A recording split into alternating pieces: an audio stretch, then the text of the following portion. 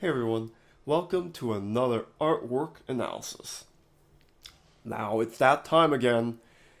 No secret that I do like the anime style, and what better way than to reveal another artist who uses the anime style. Now, I generally only look into the really good anime because, let's be honest, there are a lot of bad ones. And in this particular case, I really love this artist's use of Western aesthetics with anime, and that's Yoh Yoshinari. Now, his style, of course, is still considered anime, but a lot of cases, the way his studio animates as well, very westernized, very squash and stretch type of thing. Just fantastic work. I urge you to check out Little Witch Academia and other works that he's done. So just want to look into character designs that he did. Mostly, I want to talk about attitude, shape, language, and as a reflection of what I talked about with John Foster, I want to talk about how Yo interprets clothing compared to someone like John Foster, which is obviously a different style. So, first of all, I want to talk about attitude. Everything you see in these two character sheets splurges attitude. This is the most important thing when you are designing characters. The moment you look at this character on the screen, the audience needs to have a subconscious impression of your character. It might sound very shallow, but we as humans always judge or at least have an impression immediately when we meet somebody. It is based off of preconceived notions, of course, but there will always be that little side where you would have sort of a impression, a sort of way to approach someone based on how they look. And in animation, especially when characters can be actually moving very fast or appear very short on the screen, you have to be able to give certain impressions when you create that character, when you show that character for the first time. Now, of course, their stories on screen will change that impression over time, but we're talking about first impressions.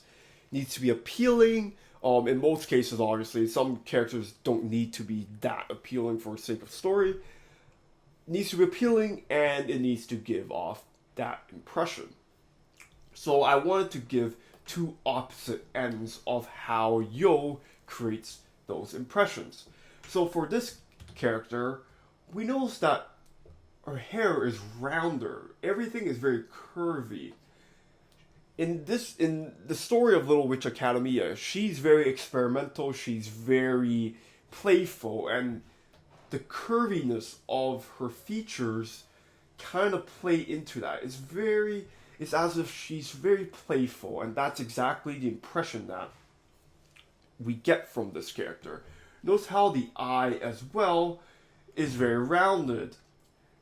This is obviously deliberate. There's a reason why there are stereotypes when it comes to how somebody draws anime eyes. The way the eyes are drawn gives off a certain impression. So notice when we look at this character, her eyes are very sharp. She's sort of like the prodigy in the story. She's very strict. She's very try hard. I can't think of a better word for that. So notice how her hair is very jagged, very sharp. It's still rounded, but it's a different type of rounded. Changes directions quite quickly. And that gives off the impression that she's not messing around. She's very strict. And notice that her eyes are sharp. She's her the way she stands even. Look at how she's standing here, very straight lined, compared to this character where it's almost like she's going to be moving. And you notice how her leg is slightly off here. Sort of like she's ready to jump. There's certain impressions that you get from looking at her posing. Notice how even when we look at her over here, the expressions are wilder. Very, just everything put together, and you have a coherent character. Imagine if she had that impression with this character design. Wouldn't work as well, right?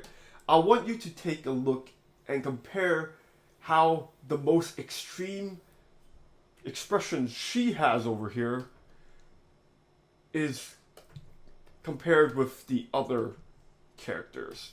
Notice how there is a direct contrast in attitude. We just know upon looking at this character sheet that even when she's emotional, she wouldn't be as wild as this character. So, again, great character designers are designing as if these characters are real. You know there are people that in your life that would fit these archetypes. It's that simple. The reason why these characters are relatable is because we know girls, women who are like this, and completely different attitudes, despite the fact that we're the same human being. We are all human beings, but we are so different. And to be able to distinguish that and bring it into character designing is one of the most important skills that you would have. And this is why I urge people to always observe reality and really see how people act. And if you are looking to doing character design, you have to be able to maybe be more shallow than you want to be. You have to be able to judge properly and bring that into your designs and know what shape language, what attitudes you can create with different aesthetics. So we notice that even like, oh, now that I even noticed it, look at even the knee pads here. So the knee pads right here are sharper than the ones here. So isn't that crazy? Even though they're wearing obviously the same school uniform, we notice that the padding is different. And that is so subtle. It's little subtle things that create that sense of impression. And again, we want, even though these characters are given the same clothing, and you would see that in reality too, give the same clothing, give the same script to two different people, and they would wear the clothing differently, and they would say the words in the script differently. And that is probably the most important lesson in this particular video I want to talk about. You have to really compare when you're creating different characters with each other. You are creating a universe. So this particular character, in comparison to maybe something that, like a video game like Doom, she would be very, very lighthearted compared to those character designs. But in comparison to these two characters here, it creates that sharpness. We always have to compare characters within the same franchise, same situation. You are only as comparable as the environment around you. So somebody might be the life of a party in one situation, might be considered shut in another. It's all relative to each other, and that appears in every aspect of art: color, values, etc. So as a final note, I want to talk about clothing. Now, similar to the other video, clothing is simplified with John Foster's work and with Yoh's work. Obviously, when it comes to animation, you can't really animate all the folds that clothing might appear. Folds might appear. So, in animation's case, we don't really need to have so many folds. We just need to have the integral ones. So, stuff like this, stuff like even this, all simplified, easily animatable, something that you could bring to different animators and they'll be able to simplify. But notice how this shape here as well, all flat shapes. We don't need it because if she's posing very straight, there won't be so many significant folds that you need to put them in for animation purposes.